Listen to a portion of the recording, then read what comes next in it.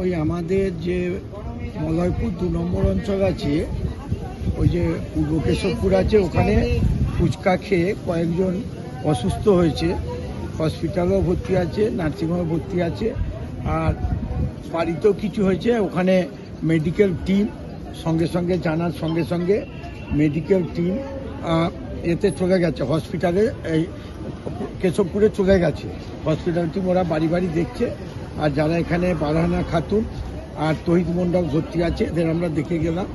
এরা আরামবাগ মেডিকেল কলেজে ভর্তি হওয়ার পর এরা ভালো আছে, এদের চিকিৎসা চলছে।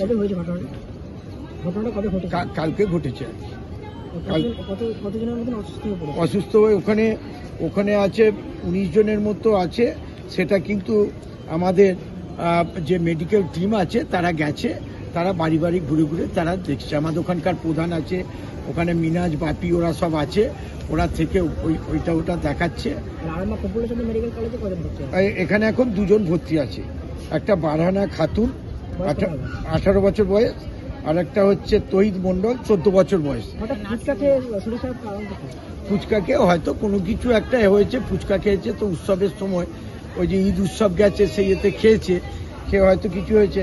আর একটা এবি নার্সিংহোমে আইমান বেগম আছে আর কি, আমাদের ওই যে এবি নার্সিংহোম আছে ওখানে ভর্তি আছে। তা সবাই খুব ভালো আছে, চিকিৎসা পেয়ে সবাই ভালো আছে। হ্যাঁ, সবার সাথে দেখা করলাম আর কি। ডাক্তাররা বললো যে না ঠিকই আছে, চিকিৎসা চলছে, ভালো আছে। আর গ্রামে তো মেডিকেল টিম চলে গেছে।